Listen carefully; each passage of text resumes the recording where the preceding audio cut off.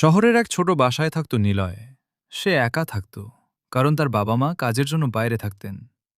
নিলয় খুব সাহসী ছেলে, কিন্তু অন্ধকারকে একটু ভয় পেত।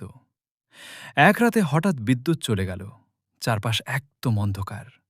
বাইরে ঝড়ো হাওয়া বইছে, জানলার কাঁচ কাঁপছে। নিলয় মোমবাতি জ্বালিয়ে বসে রইল।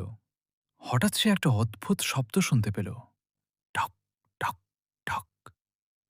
শব্দটা আসছে দরজার দিক থেকে। নিলয়ের বুক ধরফর করতে লাগল। এত রাতে কে আসবে? সে ধীরে ধীরে দরজার কাছে গেল। আবার শব্দ, ঠক ঠক।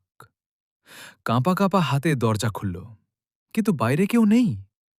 নিলয় ভয় পেয়ে দরজা বন্ধ করতে যাবে, তখন আবার সেই শব্দ, এবার ভেতর থেকে। সে ঘুরে তাকাল। ঘরের কোনায় একটা ছায়া নড়ছে। নিলয় সাহস করে বলল, কে কে ওখানে? কোনো উত্তর নেই। সে মোমবাতি নিয়ে এগিয়ে গেল। ছায়াটা যেন একটু একটু করে কাছে আসছে। হঠাৎ মোমবাতি নিভে গেল। ঘর আবার অন্ধকার। নিলয় এখন পুরো ভয় পেয়ে গেছে।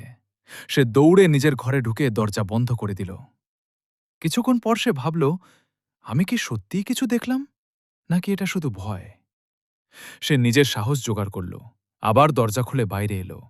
এইবার সে লাইটের সুইচ অন করল। হঠাৎ বিদ্যুৎ ফিরে এলো। ঘর আলোয় ভরে গেল। নিলয় চারদিকে তাকাল। কোথাও কিছু নেই, কিন্তু তার চোখ পড়ল জানলার দিকে। জানলাটা আধ খোলা, আর বাতাসে পর্দা দুলছে। সে বুঝতে পারল, দরজার শব্দটা আসছিল বাতাসে দুলতে থাকা কোনো জিনিস থেকে, আর ছায়াটা ছিল সেই পর্দার ছায়া। নিলয় একটু হেসে ফেলল। সে বলল, আমি নিজেই নিজের ভয় তৈরি করেছি। ঠিক তখন দরজায় আবার ঠক ঠক শব্দ হল। এইবার সে ভয় পেল না। দরজা খুলে দেখল, পাশের বাসার কাকা দাঁড়িয়ে। তিনি বললেন, বাবা, ভয় পেয়েছিলে নাকি? আমি দেখতে এলাম ঠিক আছো কিনা। নিলয় হাসল, না কাকা, এখন আর ভয় পাই না। সেদিন রাতে নিলয় একটা বড় শিক্ষা পেল।